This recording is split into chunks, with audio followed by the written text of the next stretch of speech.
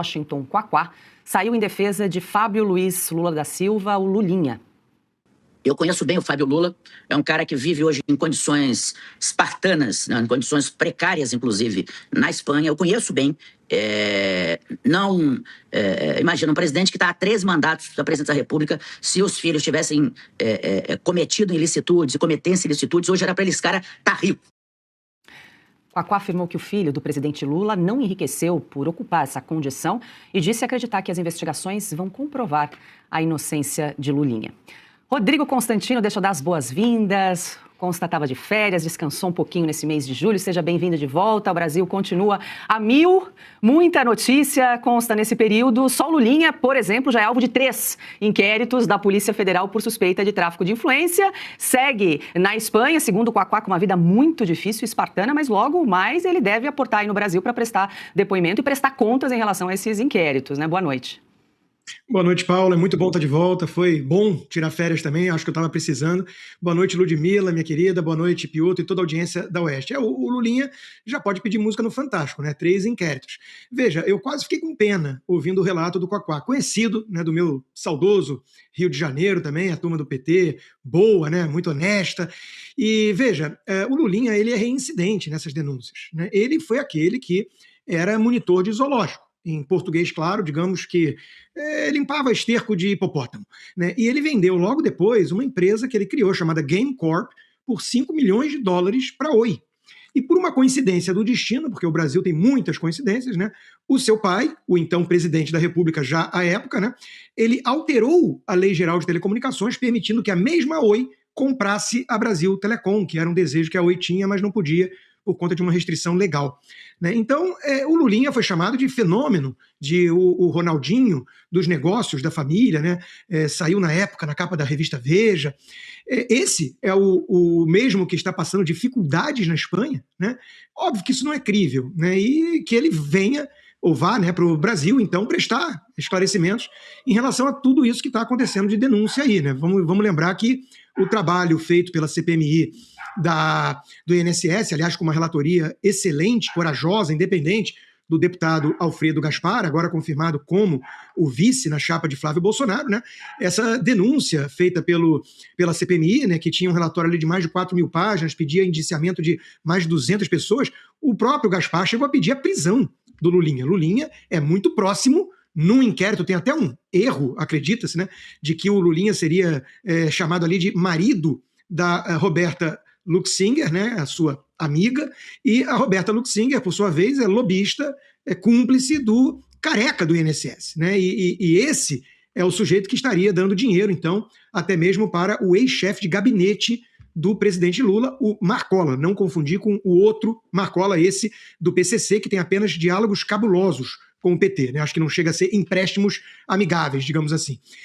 Tudo isso, Paula, é muito escandaloso, é muito escancarado, né? Então, esse discurso de que os filhos do presidente não enriqueceram, tudo isso é ridículo. Vamos lembrar que também, né, que a própria Marisa, falecida esposa de Lula, deixou no seu espólio ali, como herança, milhões e milhões. Ela que era uma revendedora, né, de uma empresa de cosméticos. O próprio Lula declara toda a eleição, e ele já participa de eleições há décadas, né, um patrimônio cada vez maior e multimilionário. Assim como o Jacques Wagner, por exemplo, na Bahia, que agora tem declarados oficialmente, né, quase 25 milhões de reais. Não existe mais petista pobre, né, só os eleitores dos petistas, né, mas os petistas políticos são todos eles multimilionários. Então não é diferente com o filho do presidente. Ele amealhou aí um patrimônio gigantesco, sabe-se lá como, ou melhor dizendo, sabe-se muito bem como, mas tem que provar. E para isso é fundamental que ele seja assim convocado para prestar esclarecimentos e prestar depoimento à Polícia Federal.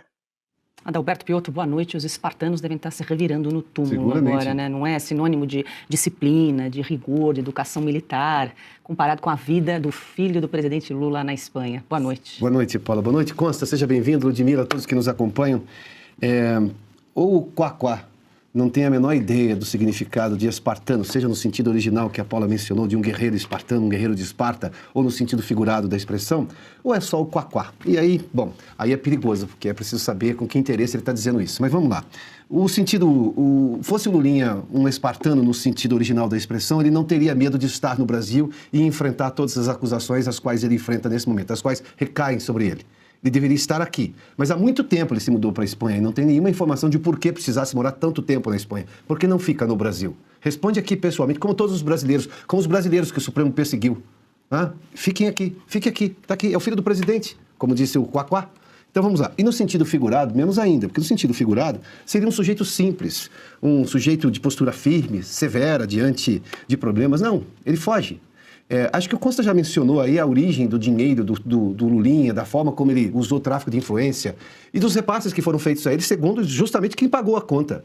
E tudo indica também quem intermediou a entrega do dinheiro, que é a Roberta Luxinga, a amiga dele, e que trabalhava como lobista para o careca do INSS, do escândalo que roubava aposentados. Se o Lulinha é tão espartano assim como sugere o quá-quá, sim, esse é o nome dele, tá? É quá-quá, é o prefeito, um ex-deputado, um dos próceres do PT. Se ele é tão espartano assim, venha ao Brasil.